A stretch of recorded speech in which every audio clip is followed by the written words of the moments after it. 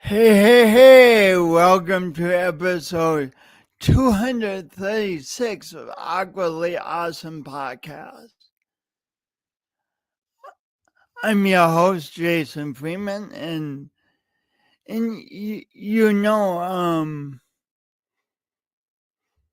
hearing my voice through headphones is distracting. I hope it's not distracting for you. Anyway, based on the results I produced in my grade school art classes, I thought, well, now I'll do other things in life than being a watercolor artist or an acrylic artist. I just felt I didn't have the talent. In retrospect, even more than lack of talent, I didn't have the patience. But somehow I still figured I had some appreciation of the skill it took to be a painter. But I had no idea. I really had no idea. More on that in a sec. But first, this.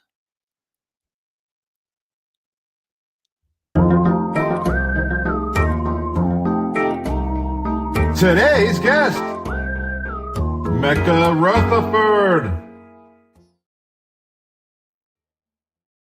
Hey, welcome back to Awkwardly Awesome Podcast. So those headphones were really not working for me. So we're going to try without them. Anyway, a while back I went to an event where Mecca was demonstrating her texturing and painting process on actual canvases. As I watched her paint, it quickly became abundantly clear to me that I have no idea about the amount of work and talent that goes into creating beautiful and uplifting paintings. I was so impressed by Mecca's technique, her speed, her concentration as she gave her painting form brushstroke by brushstroke. Mecca honed these very complicated skills, producing a for a large business when she was in her 20s. The commercial company paid her by piece, so Mecca learned to be fast so she could put food on her table and gas in her car. All these minute movements, probably thousands upon thousands, combined to create Mecca's fine works of art. Many of her pieces convey the beauty she sees in the South Dakota landscape. Her paintings truly make the extraordinary out of what is typically seen as ordinary, often pass at high speed in a car. Please welcome to the Awkwardly Awesome Podcast, Mecca Rutherford. Yay! Yay! Hi, everybody. Do you want me to keep my ear things on? Yeah, okay. Please, Okay. if they don't bug you. No, it's fine. It's fine. Hi, everybody. It's such an honor to be here with you again, Jason. I really enjoyed our last one with my husband and I. It was really fun. Thanks so much. It's an honor to have you again, Mecca. I hadn't anticipated on starting here, but the headphones inspired me. In retrospect, wearing them was a big mistake. I just was unused to my voice, and it was really disorienting. Do mistakes ever happen as you produce art? All the time. All the time. Yes. In fact, that's why I have a lovely stash. This is my tabaret, my little rolling art table. Lovely stash of 100% cotton t-shirt scraps that I use to wipe back. One recent mistake was I was working on an 8-foot painting of the falls, which of course anyone that knows about Sioux Falls, the falls are the feature of our city, and it's our namesake. And I really wanted to get this painting just right. And the image that I actually purchased the rights to through a local photographer was not quite large enough, and it didn't have a very good sky. So I had to shoot a foot worth of information on either side of the image, but also find a sky that I liked, because the day that he took the shot, it was just kind of foggy, kind of just kind of overcast, really, and so the sky wasn't really pretty or happy. So I took a shot of some sort of Virga clouds in the distance, a nice row of clouds, and I was excited about it. I thought, oh, that's going to be so interesting. That's very common to see a row of clouds coming in from the west here in Sioux Falls, and very South Dakota band of clouds, and you kind of wonder what it's going to do, where it's going to go. And I love that they had that like rain that wasn't hitting the ground coming. So I thought, oh, interesting. Well, so I add this sky to my falls painting, an 4 by 8 foot painting, but 8 foot by about a foot worth of a sky. I spent 2 days trying to make that sky look good. And by the second day, we're talking 2 full days, it just kept looking dark and creepy and weird. And I thought, I can't move forward. Even though I've spent 2 whole days, it was going to put me back 2 days. But I just knew I had to scrap it. So I literally took gesso, which is a mixture of white paint and plaster. That's what you see the white on a canvas. That's gesso. I completely gessoed over a 2-day effort of sky in an 8-foot painting. And you were trying to get this painting done by a Yes, certain I time. had a major deadline. I was going to be speaking at the Dakota conference happening at the gallery space, and I was trying to complete this painting. This is actually the painting that you saw me texture during my live painting demo. Yeah, it And was so I was amazing. thank you. So I was so excited to have it finished for those that had seen that live demo, but also for those online following the live demo. So those in person, those online, which were a fair amount of people, plus the people coming, the hundreds of people coming to the Dakota conference. I wanted to have that there for that moment, so that more people could see it, that were coming from all over the place, all over the region to that conference. And it put me back to the point where I literally finished it just like the very last day, hung it the very last moment that I could, literally the day before the conference. It was very, very stressful. I had to put in some 14-hour days just to make that happen. 14 hours paint. Wow. A couple days of that. Yeah, a lot of 10, a lot of 8, a lot of, it ranged, whatever on a busier day, I might, with other things going on, I may only have 5, 3 or 4 or 5. But I put in as many as 16 hours at a time, but that's very rare. And this painting, I think I went up to 14. But the end of the story with the sky is literally, as God would have it, I looked out the window like the day that I painted over the sky, and saw like this nice, like sweet, happy clouds. And I was like, hey, there's my sky. I think that's more happy. And it's I know that's going to work. And my son also said, hey, Mom, what a pretty sky. And I'm like, yeah, I'm going to go out and take a picture of it right now. I think that's going to be my Sioux Falls painting sky. So I shot it. I got him the photos printed for it as my reference. And within a couple days, I had this really pretty happy sky painted over a whole nother sky. So if someday anyone did some kind of a X-ray of the painting, they'll see that it actually has 2 skies. And I mean, there was part of me that, in times past, 5 years ago, I might have flipped a lid. I might have been like, I don't have time for starting over. I've spent 2 days already. But as you get older, you just realize like God has a purpose even in these mistakes, even in these trials, even in things that really set you back, that can increase your stress quite a bit. Like I have to trust. And I learned what I learned with that is not to overreact, not to let the emotions fly. I mean, yeah, I was bummed, I was sad, I was anxious about finishing it on time, but I just prayed and I just said, God, I trust you. You're going to make a way for this painting. You're going to make a way for the sky. And I prayed that I would have just like that his spirit would flow through me and that I would paint very quickly. And it would just be the right touch, just the amount, and I wouldn't have to overwork it because I had really overworked that other sky. And that happened. It just came. It went quickly. It was light. It was airy. It was beautiful. And I got to trust. I got to trust God in that moment. I imagine that as you were working with the first guy, that was almost a temptation to say to settle for it, to say, "Oh, it's not quite right." 100%. Yes. So Yes. what made you what propelled you past giving into the That's a great temptation question. of settling? Yeah, I love that question.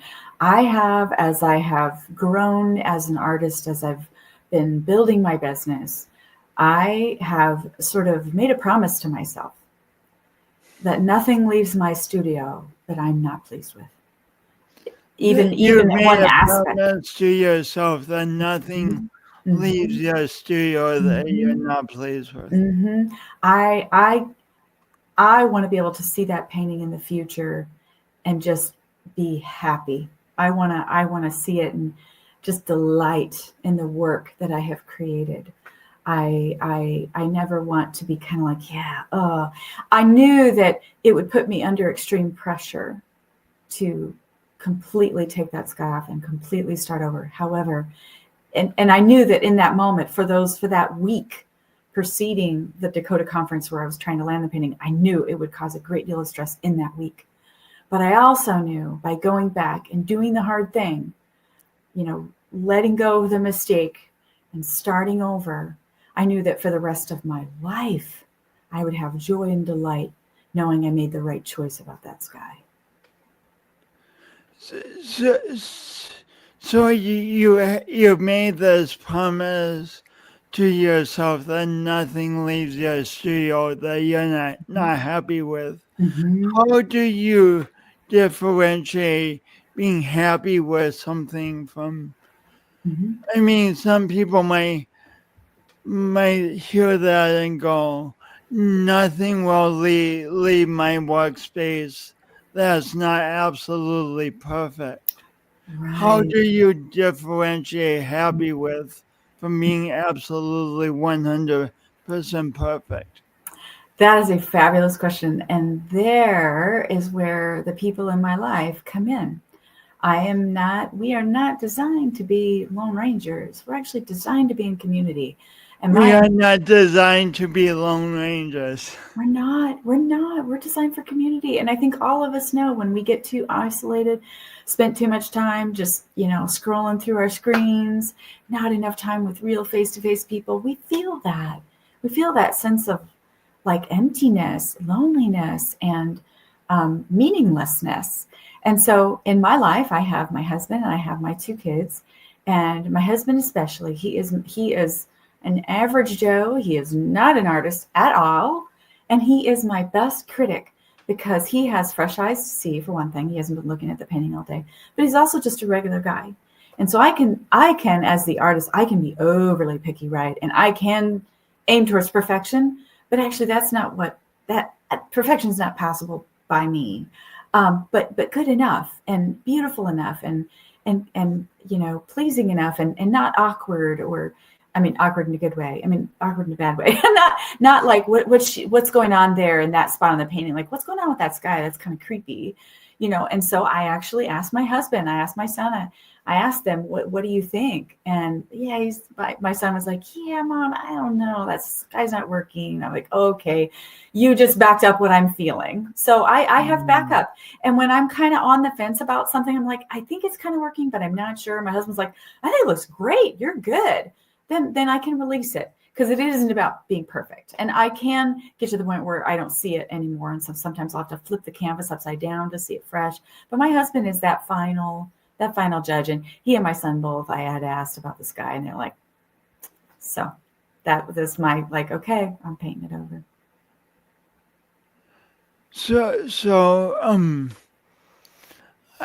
I saw shifting gears for a sec to the eyes of of someone who appreciates art, but doesn't know anything about the technique. Like I went into your show at the Center for Western Studies. It is called Dazzling Dakota, right? Yeah, it was. And I'm just, as a viewer, I'm just embraced by this radiant energy. And it seems perfect from my point of view. I'm like, wow. So what was it like for you? Can you remember the first time you walked into the space and everything was hung? Yes, I kept kind of mentally pinching myself, honestly. I had never seen that many pieces of mine all together in such a large space. I mean, it's 3 galleries and it was 2 hallways, and it's just such a massive space. And I've been preparing for it for 8 months. And I had this, carefully lined up stack of, large 6-foot, 8-foot paintings ready to go for the show. They'd just been in this stack, in the sort of auxiliary space to my studio here. And so just seeing them all up, all together, it was out of body, honestly. I had to have, like, kind of just, pinch myself, kind of like, put my hand on my shoulder and just kind of like, I'm here. These are my paintings. These 3 galleries are full of my paintings. And I had to get lots of pictures taken in the different spaces just to have that record so I could remember. But it was such a defining moment for me to have that space. And what's difficult now is I don't have that space again. I mean, there's now a multi-artist show in there, which I'm in. I have 2 paintings. The Falls is one of them, and the other one, the Dakota Sunset Farm Island, that I began painting at that demo, is also a part of this next show. It's called Where Sky Meets Land. And so multi-artist show. And so I have those 2 paintings that I began at my live demo are there now, but in a different show. So I can't just stay there and keep, adding to the spaces of the paintings that have sold. I brought home what didn't sell. And I had half the paintings did sell, which is so wonderful. Oh, congratulations. Thank you. So half did sell. Thank That's you. amazing. Half did sell. Yeah. So that's a praise. But so I have 3 paintings now that are at MB Studio downtown, and Julia there, and I'm sort of figuring out where some of the others are going to go, and some are on hold. People are considering buying some of the others, so that's nice. So anyway, now it's kind of a matter of like, well, now where do I go? I'm trying to find the next place to show my work and like to have an actual show, so, but that's okay. It's been a very busy time. Because there's been so many events that I've been preparing for, like the live demo and then the Dakota conference. And it's been a lot of work to prepare the show. But even once the show was launched, then there was a lot of work sort of maintaining it. If something sold, I painted some things to replace because some people wanted to take them home right away. And so filling those spaces as things sold and that kind of thing. So it was busy time. So it's actually a good thing to have a little less pressure right now. So you literally had never seen all the paintings hung in one space before you walked in. Right. No, no. I mean, I was a part of hanging them. So, I mean, I assisted Cami, who oversees the galleries there, Cameron Miller, and Cami and I were a duo. We were quite the duo, and it took us an entire day to hang the show. I mean, like morning to night, like a 12-hour day, I think it was. It was a long day. So I did see it Okay, as, well, yeah, so I did see it as being hung, but then, we finished at night, we were exhausted, and I just kind of went home. And we took one quick picture of me standing in front, like it's all done, it's hung. But it was a couple days later that I came back fresh and just like really walked around. So, yeah. what do you notice interesting things about the interactions between the paintings? Yes, that was really fun. So I think one of the most interesting interactions was the largest painting that I had before I completed the falls, which is another 4 by 8 foot. The largest painting I had was called Settling In. And it's this, in fact, I have a print of it right here. I can show you. This is a half scale print. So that's Bountiful Bale's print. But you can kind of see it. It's got a bit of a glow on I guess the side, because there's a light hitting it funny. It's not normally dark like that on that side. But so the 8-foot painting of this Settling In was flanked by what you call a pendant painting or arrangement on a wall, when you have two smaller paintings that are kind of a companion set on either side of a large painting. So Settling In had two small paintings, 16 by 20s on either side. And they were what I'm calling, they were the first of my palette remnant paintings. My palette Your what paintings? palette remnant. So like leftover paint at the end of my paint day. I've never liked that a lot of it will dry overnight, and so I have to scrape it off at the end of my day, and then clean my brushes. So that's my pattern. I finish for the day. I have to clean off my palette, and on my palette, in fact, so on my palette, I have all the paints that I'm mainly working with, and they are typically not mixed with liquid, which is my medium that I use to make it dry faster and make it flow. So if I mix liquid in, it's pretty much going to dry overnight, whatever's mixed with that, except my big pot of white that I pre-mix with liquid. So my white has liquid in it already, and it'll get a skin over it, and I poke it and squeeze it out and use it again. But these are all fresh oils, so they're going to be wet. But anything I'm mixing and using with my painting is going to dry. So I never liked that. That was quite a lot of paint at the end of the night. I mean, that was several, palette knives full of paint that would just go in the trash. And I didn't like that because oil paints are expensive. You haven't bought them. If you bought them before, I mean, art supplies are expensive, but especially oil paints. And mine are, they're Gamblin brands, so they are professional grade. So they're very pricey. I mean, one small tube, especially like cadmium, can be like $40. Oh my gosh. Yeah. So that's what goes into painting, not just my expertise and my time, but the products are not cheap.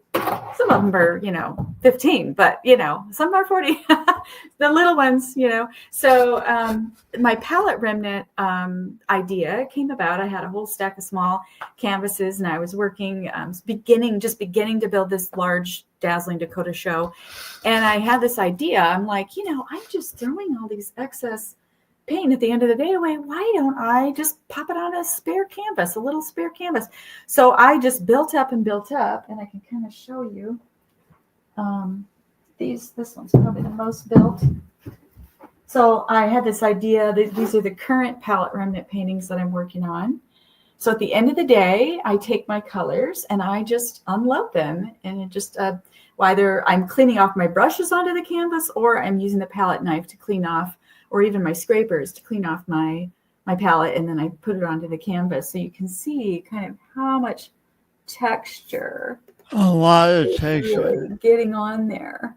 So, and there's goobers, and sometimes I leave those, sometimes I pick them off, but I don't want anything that's going to fall off ultimately, right? So these little 24 by 12s, there's 4 of them. And if you were to be able to look at them all together, you would see they're very different, each one, but they are a set. And if you could look carefully, I don't know if you can tell, Jason, but this is the first one.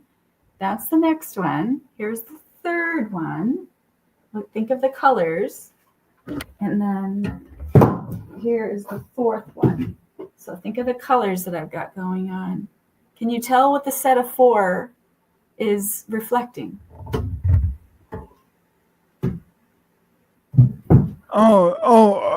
Earth and sky. Oh, close, really close. Think 4 very different color palettes. 4. What do we have? Oh, the seasons. Yes. And so I was doing an 8-foot painting of the falls, right? So guess the one that's most built up, the orange one, the fall one. Not because of the falls, but because the falls have quartzite and it's kind of orangey, orangey red. So brown, lots of browns. So some of them are more built up than others because just depending on the colors that I had. But anyway, so for the Dazzling Dakota show, I did my first 2. They were 16 by 20s, and I had them all built up and chunky. And I was like, what am I going to do with these? Well, I also have a style where I build up usually floral images. And so I thought this background is very chaotic. It's very hectic. Juxtaposition to that chaos. And I thought a very simple flower. And what do you think of? When you think of a simple flower, usually I think many people think of a daisy, right? Like it doesn't get more simple than a simple daisy. And so I actually drew and then sculpted a dimensional daisy up off of that. And I named it Go Placidly in the Midst of Noise and Haste. And that's really from the Desiderata. Desiderata, exactly. And remember what peace there can be in silence. And so in other words, like the world can be chaotic around us, but I think when we pause and we focus on something else, something more peaceful, like for me, I'm focusing on Jesus. I'm praying to God. I'm reading the Bible. Like for me, that centers me, that helps me ground in the midst of the chaos all around. And so the daisy kind of represents that moment where you just pause and you just set aside and you don't focus on all the crazy. But we all have all that crazy around us. So anyway, that was the heart behind the painting. But the interesting, so getting to your question. So this is something I'm playing with, and these are the next. I have 2 others that I'm working on in my dream. So the other big thing we have in our city is the Arc of Dreams. Yeah. Oh yeah. That they reach out over massive, metal sculpture in our downtown, and it's a huge feature in our downtown. It's a tourist attraction now, really. And this arc doesn't. It's sort of like a dream where they don't quite connect, but they reach out over the Sioux River. And so my plan is I have another set of 2 that are pretty much complete, and I'm planning to sculpt some elements of the Arc of Dreams. And so it's 2 different canvases. So I was going to sculpt, and the canvases will not connect, obviously. And so just like the Arc of Dreams doesn't connect. So anyway, that's my plan. I haven't figured out how to do that, but then these are just seasons, and those might just remain abstract. But my point is, so I had the 8-foot settling in painting, which incidentally, that painting did sell to the state of South Dakota. And it's going to be the original of this one that I showed you, that one. That's going to be hanging somewhere in the Capitol, somewhere. Oh my gosh. Yeah, so that's exciting. And as it happened also, both of those pendant paintings, the daisies that Go Placidly in the Midst of Noise and Haste 1 and 2, they also sold, but to 2 different people. But that's not my point. My point is, it dawned on me as I was talking to the second person on the very last day of the show. We're literally taking it down, and a lady came to buy the second one, and of these, and so these pendant pieces to that large piece. Well, I told her later, I said, it's dawning on me that those 2 paintings are related to almost every single painting in that show. That especially the ones that I've done in this last year in 2024, in preparation for the January 2025 launch of Dazzling Dakota, because those 2 little paintings have the remnants from my palette from every painting that I had painted in 2024. So they are related. So you asked about relationship. Do they relate to one another? And there's a really cool relation that I said, you actually have elements from every painting in that show that was done fresh for that show. Yep. So those little pendants, those little daisies with the background colors, they had elements from that large painting in them. Isn't that wild? It's really cool, and I love how ideas develop. Like originally, you just were tired of wasting paint, and yep, yeah. And, yeah, I love it. And now you created an idea, and now it has a lot of meaning, and now it's creating people's homes and meaning that I wasn't even really thinking of at the time. I was just thinking, I'm frugal. I don't like to waste. I like to use things, and all this beautiful, lovely, expensive paint. What can I do with it? And I thought this is kind of fun. This is kind of something I get to play with. I don't typically work abstract, so it's kind of an opportunity for me to play with abstraction. And then what to couple that with, or even should I couple things with it? So it also stimulates me as an artist toward growth. So I'm not just doing the same thing all the time. I mean, I do have my look. I love my landscapes. That is my central focus. But I also love still life. And I haven't historically been really big into abstract, but I actually love combining abstract with, especially with still life, with floral images. So it's fun, stimulating, helps me grow.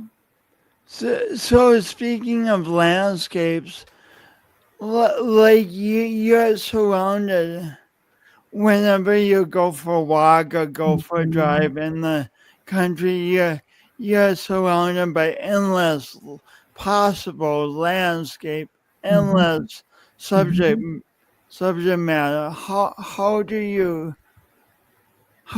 choose? That's a great question. I choose when something kind of causes me to go, oh, that's when I know. That's when I know. Like the most popular painting in the show was called Wildflowers, and it sold almost immediately. It's a 4 by 5 foot painting. And it was the first to sell. And then in the companion pieces on either side of it, those were from the same morning walk that I took at a local state park called Good Earth State Park here outside of Sioux Falls. And so you found 3 images on one walk. I actually found like 8 images, and they have now all sold. All the paintings, I took probably 24 shots, but I've painted, I don't know, I haven't actually counted, probably 8 or 9 of those shots, and they've all sold. In fact, the last one was, so I had 3 small ones from that photo shoot, and I had those hanging at the gift shop at South Dakota Art Museum in Brookings.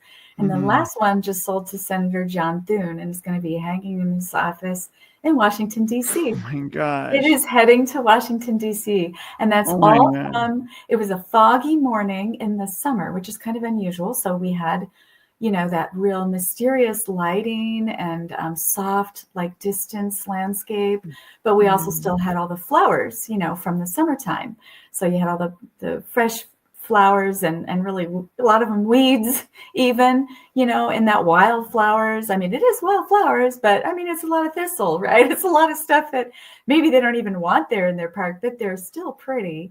And so I just went all around. I walked at the top, in all the fields there and took a bunch of shots, and those all sold. And then I went down, and even going down, and I just kept finding, I'm looking for layers. I look for close-up interest, mid-ground, and far distance. I like having those layers because I like the viewer to feel like they can go into, the canvas and not just kind of be stuck.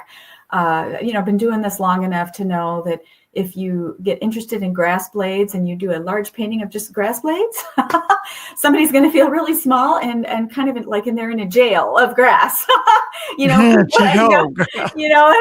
like, don't do that. Like, don't put people in a jail. Like people want to go flow into a painting. And so Mm. paths are really, really sweet for people. Like paths have a lot of meaning for people, like the path of life and the journey of life. And so in that painting, or in those shots that I captured, a lot of them were from a path perspective.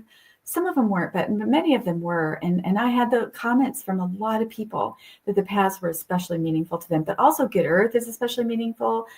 So learning what's meaningful. But all that to say, I look for what sort of causes me to kind of take my breath away a little bit, what causes me to pause. I'm looking for paths. I'm looking for distance. I'm looking for beauty. I'm looking for beauty. So what prompted you to take a walk on that morning? Fog. The fog. I love the effect of fog, especially on the distance. There's something, I've always been drawn to fog, but as an artist, I think in this day and age especially, we're just bombarded with so much. There's just so much information. It's just, constantly coming at you and just in your face, through your phone or your computer. And then just, the news and just constant change and constant, just what we're aware of worldwide. There's just a lot. And fog is sort of a forced veil. It's sort of it's like closing your eyes. It's like if you wear glasses, taking them off. It simplifies things. And I've always felt like fog draws me in somehow, even though it blocks my view. It's kind of an odd juxtaposition of feelings there. But I've often felt like fog was sort of like a warm blanket as well. Or maybe a cool blanket, but just a blanket. Like it's just soothing. I find fog soothing, simplifying, and it draws me in. And I knew it would do beautiful things to the distance, and it did. It just sort of now, if you have too much fog, obviously, I mean, you can't, see 6 feet away. That's not going to make a good painting, right? Swirls of white, not interesting. There's that perfect amount of fog where you can still see at a distance, but it's softened. And so that's what I was looking for. And thank God I went out. I felt that nudge and I went out, and at first I got these wonderful soft distances, and then the sky opened up enough to have some interesting vaporous cloud movement. And so that made the interesting sky in the wildflowers painting that's been so popular. And then just more light also lends to more colorful flowers too. So you can have too much fog and not have enough color represented in your shot. It's interesting. So often in life, we wait for the fog to burn off. But you're talking about actually savoring the fog and yes, and finding wonder in the fog. Actually embracing that inability to see into the distance, and just sitting in it and just being okay with it and waiting for things to clear. And that's a good word for me today, because I've got a lot of family members right now that are really struggling with various things. And one dear family member, really close family members, fighting a battle with cancer, and others that have neurological trials they're working through, and another physical injury that's pretty massive and major reconstructive surgery, and then another that's just emotionally, really a couple that are emotionally. And so, and these are like my dearest, my closest family. And for many of those situations, I just wish I could see into the future and know what's coming. We all do, so that we know how to prepare. And yet we're not granted that, are we? None of us are. I mean, I don't even know what's going to happen in the next hour. I can generally project, but I could get a phone call I'm not expecting. I could have a heart flutter. I'm not expecting, God willing, that won't happen. But you never know. None of us are guaranteed tomorrow or even the next moment. So that's the reality of life, is actually we don't see into the future. Thankfully, I'm always drawing near to the one that I believe certainly does. And so that is, I think, the beautiful message for me right now, that you've drawn that out, is just be patient in the not knowing, be patient in the fog, just sink into it. Be And patient in the fog. patient in the fog, and sink into reaching out to the one that you maybe feel that might know the future and that can carry you through the unknowing time. That's beautiful. It is actually it's really good. Speaking of patience and beauty, how many hours do you think it took over those 8 months to create the show in your studio? Do you have a rough guess? I don't. I generally do try to keep track of the hours I spend on each painting, but even that, it's sometimes days I forget to write the hours, and I forget when I started, and I try to keep track, but I don't. But I never put it all together. But I know that I was working hard, long hours for about 8 months just to build that show. Yeah.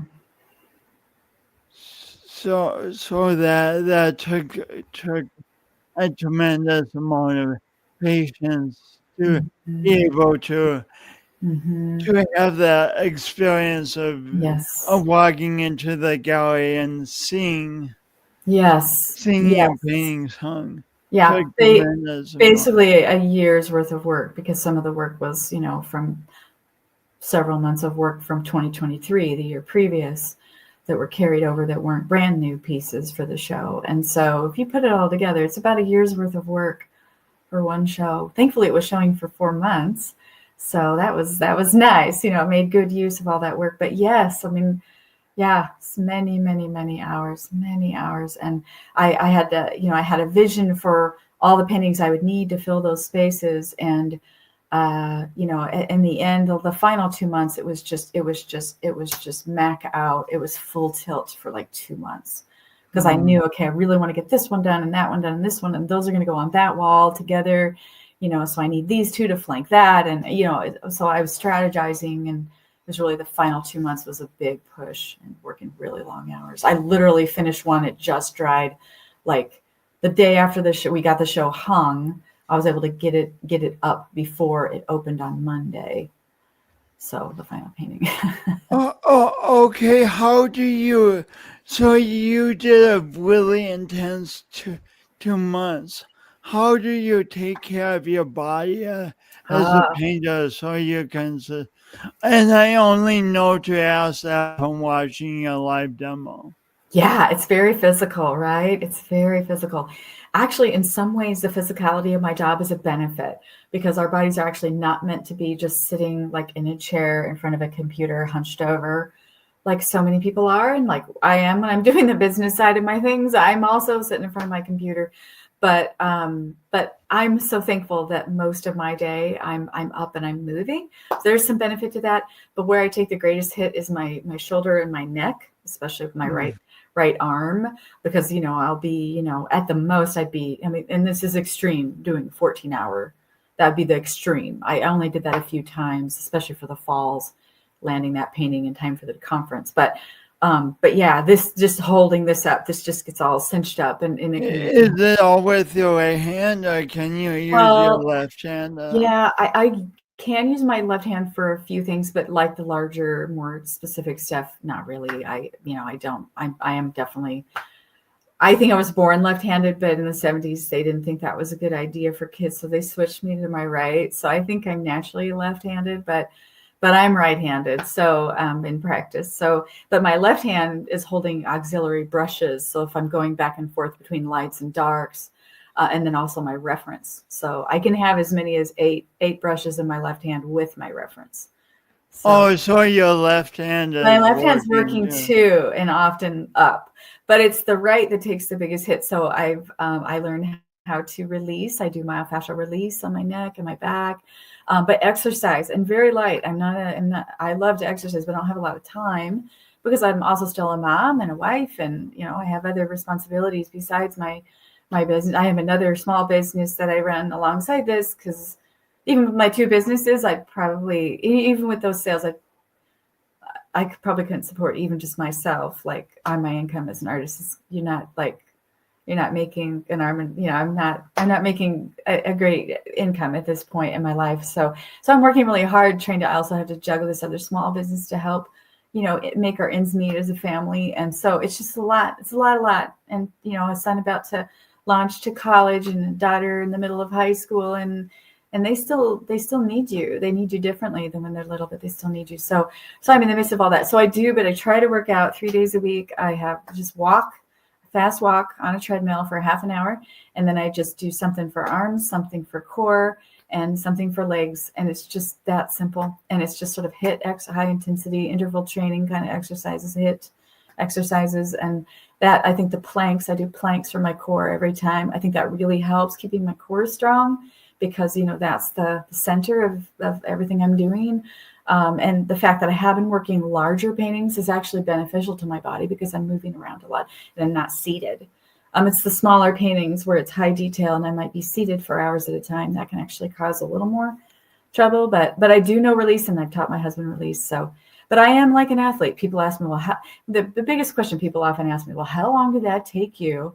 And I'm learning to say, well, okay, 45 years of training and about 2 weeks of studio time. And I've had every once in a while, I'll get someone will say, well, what's studio time? Is that 40 hours a week? And actually it's not. It's actually a different number for me. But I think, how would you ask a basketball player to quantify, so you got paid $1 million to play one game. How long was that game? It was like an hour and a half, really?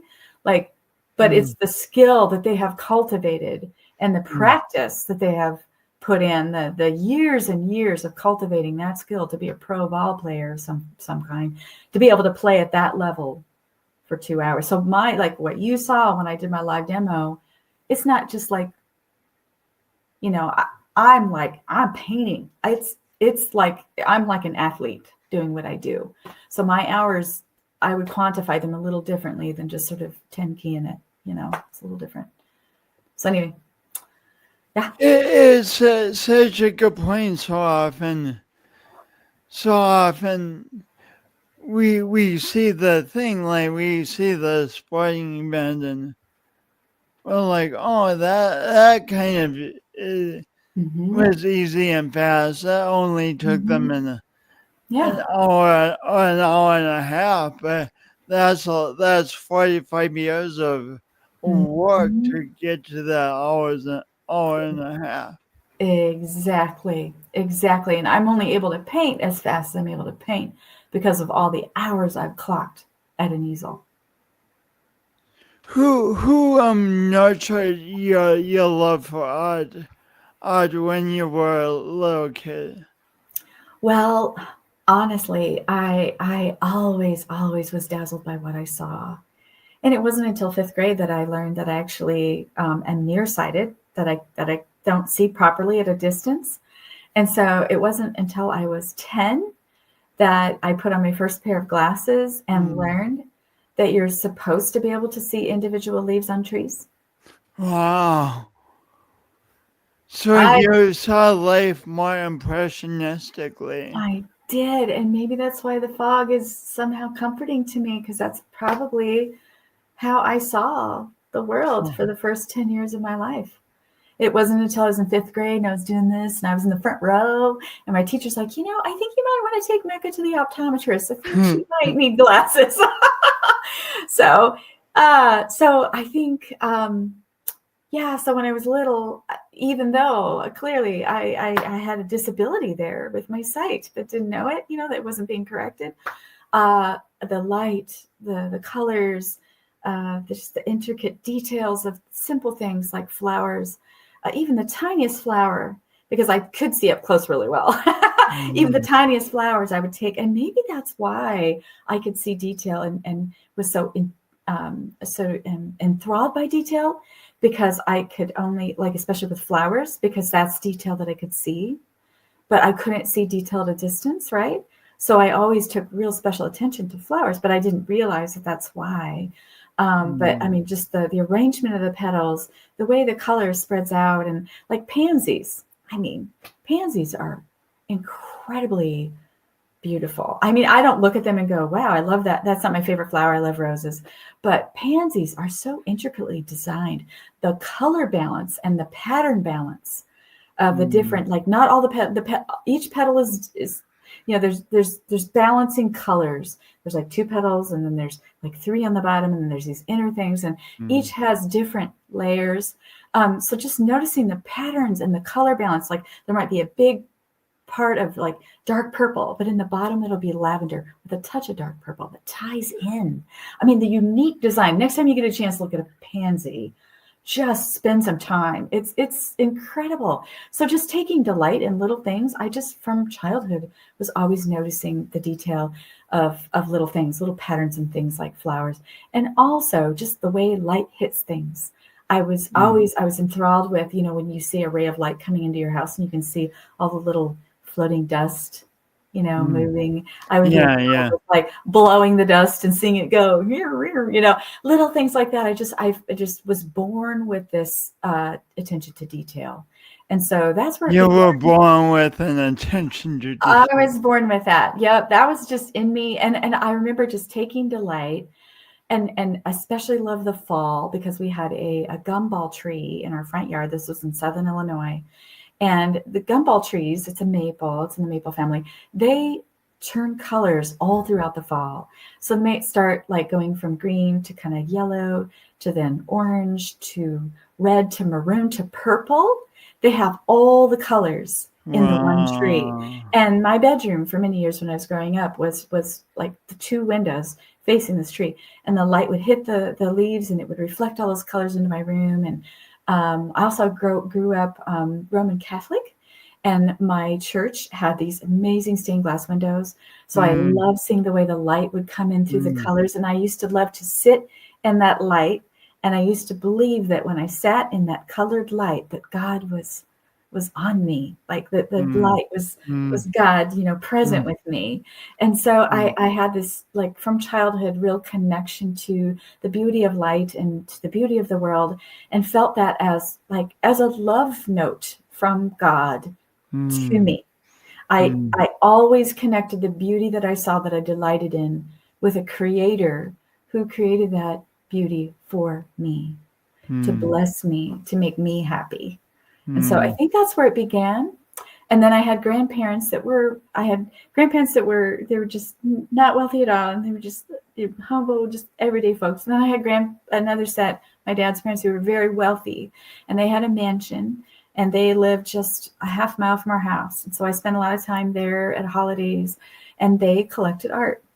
And so their mansion was filled with art. And so I grew up with, in the dining room, which was just very grand, these chairs that I couldn't even move until I was like 12. They were intricately carved chairs with like the lions' heads, and we're talking like Illinois mansion, like antiques everywhere. And I remember in the dining room there was probably a 5-6 foot painting.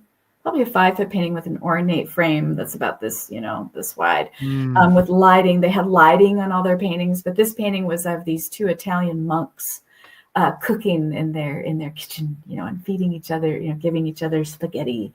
And I just remember just looking at the hands of the monks and the expression of joy on their faces, and just seeing how this artist painted the spaghetti. And so they had not just paintings, they had sculptures. They had a grandfather clock at the bottom of their grand staircase, one of their staircases, that was from the 1915 St. Louis World's Fair, I think. What the? Wow. Yeah. And so when you in their home, it was the chime from Westminster Abbey. It was the Westminster Abbey chime, and it chimed on every hour. And so I was just surrounded by my grandparents' house, just incredible artistic skill and beauty. And so that was a big piece of it too, I think. So I not only saw from the natural world, took my own inspiration, but also seeing many, many artists on display in their home, different kinds of paintings, both figurative as well as landscape. They love landscapes and cowboy scenes and animals, a lot of animal scenes. So I really got a lot of exposure to art through them. Do you have any art teachers who really nurtured your Yes, I did have one. She was actually my fifth grade teacher that took note that I needed glasses. And it was about that time that I was sent home with a project from her. Over Christmas, we were learning about mosaics, and we were to make a mosaic of a winter scene with construction paper. And I was one of those rare kids that was like really excited. I was like, ooh, can't wait, like that's gonna make my winter break, like my Christmas break, so much more fun because I have this project. Whereas I would have been like, oh, do You're I like, have to? yeah, most kids were like, ugh. And their construction pieces, by the way, this is a side note, but their construction pieces were, they were like, a half an inch, 3/4 of an inch, some of them. But I knew to create the movement in the field because I wanted to have snow blowing across the field and, pine trees and the whole kind of classic winter scene, and I wanted to have that movement. And so I knew I need to have small pieces. And so my pieces were probably 2 millimeters, like Oh tiny my little gosh. pieces. And I must have spent 2 days working on it. And I didn't realize until I got into it, like, ooh, this is going to take a lot of time. But I thought, I don't care. It's turning out the way I wanted it to. And so it was that teacher that told my parents also. Her name is Madeline. Madeline Montgomery is her name. And Madeline said to my parents, you might want to look at getting her some art training because she's clearly got a gift. She has the passion. There's something there. And so my parents took that seriously and they found some after school programs. And so I started doing that with them. It was some nuns at a convent that had after school painting classes. And they were grumpy and they weren't very nice. And I didn't want to paint. Unfortunately, I didn't want to paint what they wanted me to paint. And so I was making something up and one came over and wrapped my hands because that's not what you're supposed to paint. You're supposed to paint this. And I'm like, but I wanted to paint a carnation, not a daisy. And so I started like, that was a negative. But this teacher, this fifth grade teacher, she also was an artist. And so my parents put an ad out for that following summer when I was 11 years old for someone to teach me like for an hour once a week over the summer. And my parents did not have a lot of money. And I mean, how beautiful that they saw this gift in me and wanted to encourage it. They put an ad out and she called. We had a couple of creepers call. And then I was like, no. Yeah. And then finally, my teacher, my fifth grade teacher called. And it was her. It was Mrs. Morganroth. And I was like, Mrs. Morganroth, my teacher, would teach me. And so she taught me over that summer. And she started with just basic shapes and pencil. And we worked into charcoal and chalk. And then we ultimately got into color, but we were form and shape and everything. So that was when I was 11. So I see that as my point of beginning my training as an artist. I was known from the point of 11 and her training forward as an artist. And she was my first big inspiration. Unfortunately, my art teacher in high school, I mean, I was sort of known as an artist then, but sadly, he was in Vietnam and was exposed to Agent Orange. So he was not all there mentally, and he tried. He was a nice guy. That class ended up being kind of more of a goof off class for most kids. I took it seriously, and I did try to create some things, but he didn't really give me a lot of guidance. So even if you're creative and you don't have a lot of guidance, like God will make a way, and he did for me. So I didn't have a lot except for really Mrs. Morganroth, Madeline over that summer. But I just kept at it and kept. If you're not painting or creating as an artist, you're always looking.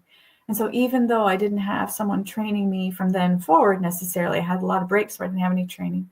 I was always training my eyes. And that comment ties into the last episode where you were talking about being a young mother and just all the responsibility and not having so much time to paint. But even then, you were always looking, always training. Always training my eye. And I literally, after basically taking a decade off, no, not a decade, a dozen years, 12 years off, basically, I came back like right off the get-go, better than where I left off 12 years prior. It was mind-blowing. I was like, oh my goodness, I'm like accomplishing clouds. My clouds had a magic and a realness and a beauty that I had never gotten to before I took that 12 years off. But I have never stopped observing clouds. I've never stopped watching clouds, studying them. I've never stopped studying. So, yeah. So it sounds like we should study the things we really want to do in our life. Yes. Like even if you have some interruptions for whatever reason, whether it be health challenges or emotional stuff you're going through or just crises like I have in my life around me right now with people I love, you will have interruptions. But it's important to be there for people that you love, and it's important to take the time that you need to heal. Whatever you're going through, whatever those you love are going through, it's important to be present for those moments and to take from those moments whatever God has in them for you to grow. Because really the most important thing about me, it's not what I'm creating with my hands, although that is important. I'm glorifying God with that. The most important thing about me is my soul. That's the most important thing about me. And how is my soul growing? How is my soul becoming more loving? For me, it's more like Jesus. How am I loving the people in my life more? And that's not always accomplished by, strengthening my gift as an artist. Although I do love through my art, that is my goal, is to love people through my art, is to bring them beauty and joy and peace and comfort through my art.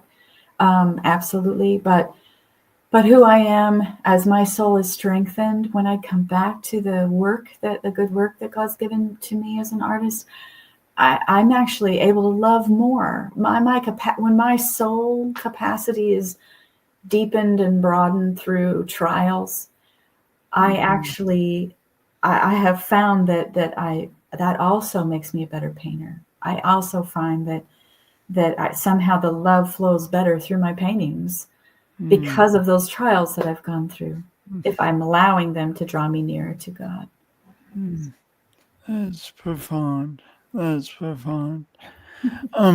Last question, and I asked you and your husband this on the last show, but I want to hear your answer as of today. Mecca, what does doing your imperfect best mean to you? Mm. Mm. For me, it means trusting God with the time that I've been given, the energy that I've been given, like whatever amount of time I have. If there's a crisis hitting me in a day and I only get a couple hours at the easel, trusting that that's what I'm supposed to, that's what I have, and that's okay. That's enough. That what I have to give emotionally, mentally, physically, spiritually, it's enough and it's okay. And as long as I'm doing it with a heart of love, as long as I'm receiving it as a gift and I'm trusting God with my limitations, and that He means to do something beautiful with whatever I have to offer. Sort of like, the old story, the story in the Bible about the fishes and the loaves. And they had 5,000 just men. So who knows, maybe 10,000, 12,000 people altogether, if you include women and children. That's a lot of people. They're days away from, or, far away from provision. They needed food. They were hungry. Thank you for that. And so the disciples said to Jesus, they're like, well, what are we gonna do? And he's like, well, what do you have? And they're like, are you kidding me? Like, we only have enough for us for like 2 days food, like they're looking in their change, their purse of money, their coins. And they're like, well, there's this kid and he has a couple fishes and some loaves, what are we going to do with those? And it's like God can make, and Jesus took them and He kept just dividing them, and it fed everyone. In other words, God is able to take our little offering, whatever it is, and make miraculous things out of it, do miraculous things with it. I have paintings that are going out, to many places, and they're blessing people that I'll never meet. I have a painting that's going to Senator John Thune's office in Washington, D.C. Think of the meetings he will have, the people that will come to his office. Like, I have no idea who's going to see that. My little painting, my little offering of beauty and peace and joy. Who's going to see that painting and take just a tiny bit of comfort when they're having those big discussions about meaningful things, right? That are going to impact our country and the world, right? So me and my little studio with my little offering, I'm trusting God with it.